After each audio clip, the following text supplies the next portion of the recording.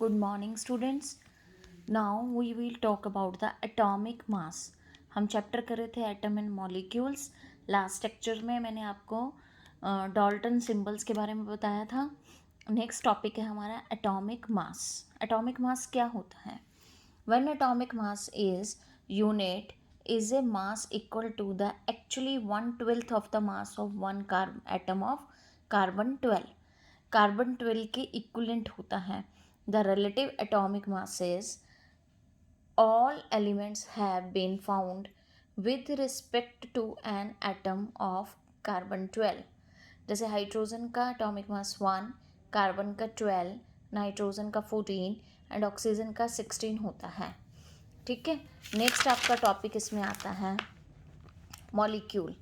What is the molecule? A molecule is defined as the smallest particle of the element or a compound that is the capable of independent existence and shows all the properties of that substance. और molecules of the elements क्या होता है? Molecules of the elements similar as helium, argon and are made up of only one atom of that element. जैसे oxygen 2, nitrogen 2 यानी कि 2 molecules हैं, atoms हैं. Molecule तब बना ऑक्सीजन का. नाइट्रोजन के 2 एटम्स हैं तो N2 यानी कि नाइट्रोजन का मॉलिक्यूल बन गया. क्लोरीन के भी 2 एटम्स हैं तो Cl2 बना. 2 एटम्स के साथ एक मॉलिक्यूल कॉम्बिनेट होके बनेगा.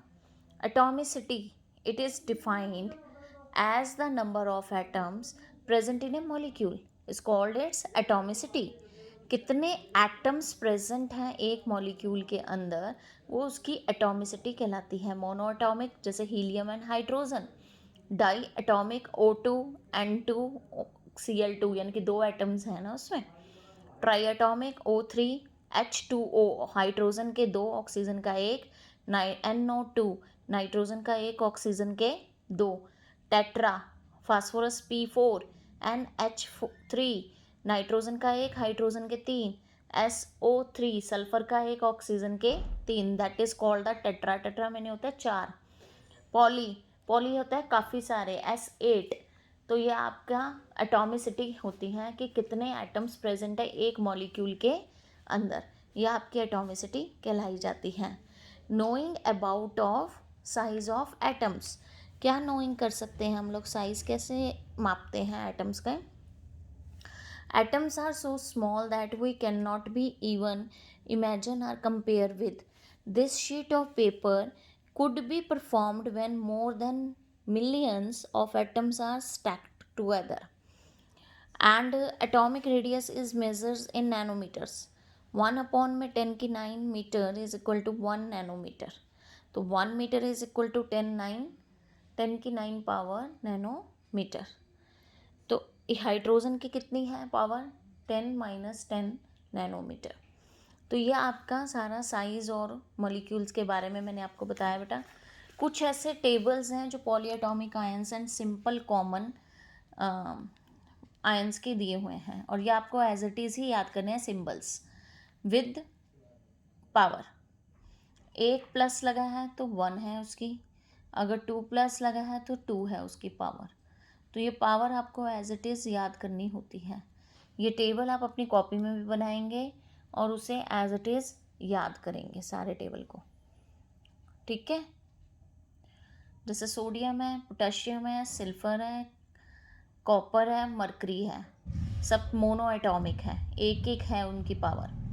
Magnesium, calcium, zinc, iron, copper and mercury, that is the 2 power. Atomicity क्या है? 2. Aluminium, iron 3. एटॉमिसिटी क्या है? ट्राई. हाइड्रोजन, हाइड्राइड, ये नेगेटिव आयंस हो गए. ये पॉजिटिव आयंस हैं, ये नेगेटिव आयंस हैं. पॉजिटिव आयंस को कटायंस कहा जाता है और नेगेटिव आयंस को अनायंस कहा जाता है. क्लोराइड, ब्रोमाइड, आयोडाइड मोनो है, सिंगल 1 है इनकी. ऑक्साइड एंड सल्फाइड -2 डाई है. नाइट्राइड ट्राई है. नेक्स्ट इसमें आएगा आपका